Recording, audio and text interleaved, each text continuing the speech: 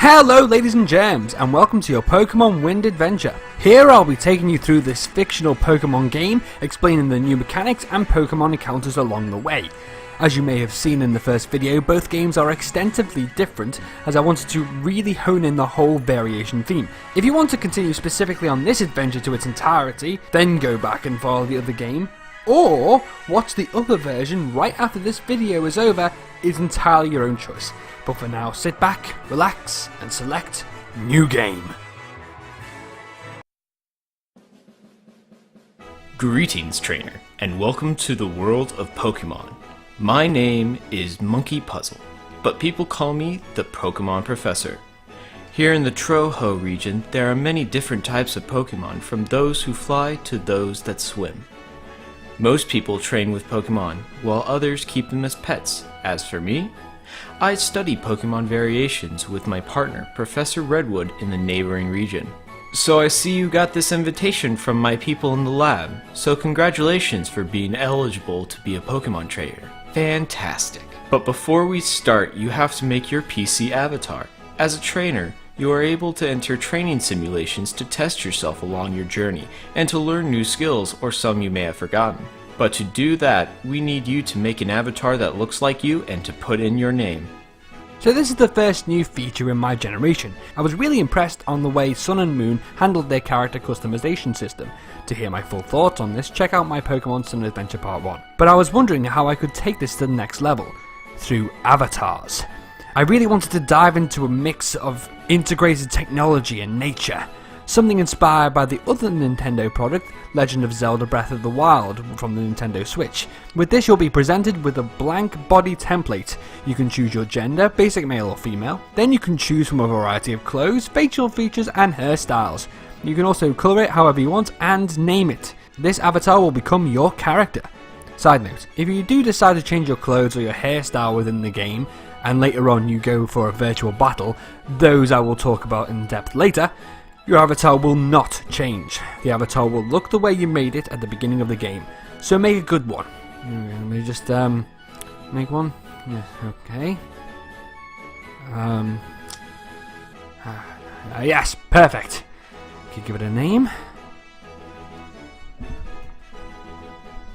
Done. Moving on. Back to the professor. Thank you for that. Right. Come and visit me at the lab and you can start your adventure. Welcome to the world of Pokemon. You wake up in your home in the middle of Lusa Town in the Troho region, a calm little town surrounded by grasslands and tall trees. Anyway, your mum calls you down from your room and talks to you. You see what I did there? Look at the mother of my character. Doesn't she look very similar? Referring back to my Pokemon Sun Adventure Part 1, I complained how no matter what character you make, your mum will look the same, and in some cases you end up looking like you've been adopted. I decided to do something about that. Due to some fancy technological algorithm of some kind, your mum will look like she's actually related to you.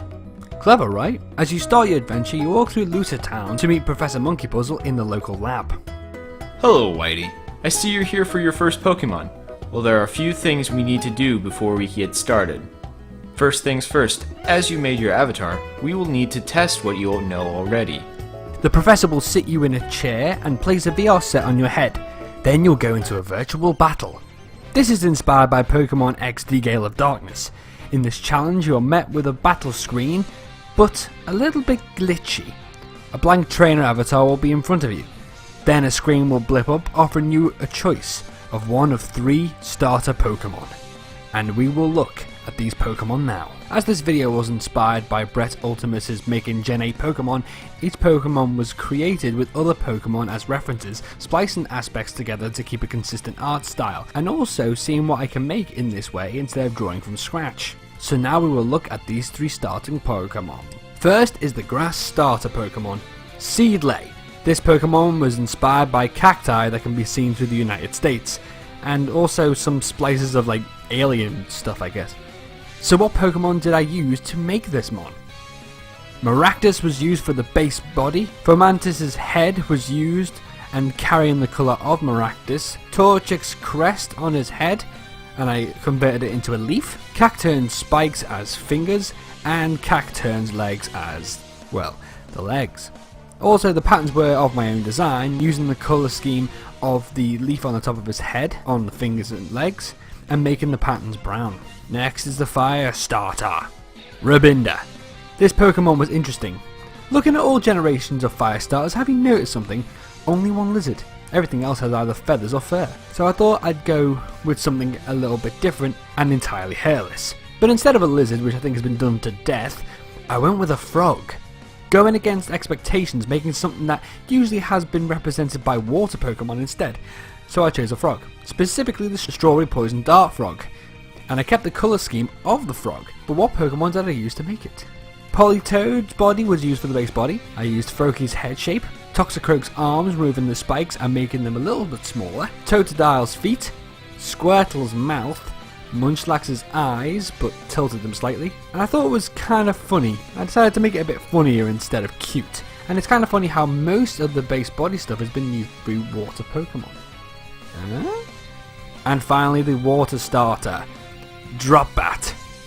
Also, I kind of gone with the whole what animals water starters are not actually based off of thing. This Pokemon is based off the smallest bat in the world, the Bumblebee bat. Oh god, it's so cute. But what Pokemon did I use to make this new design?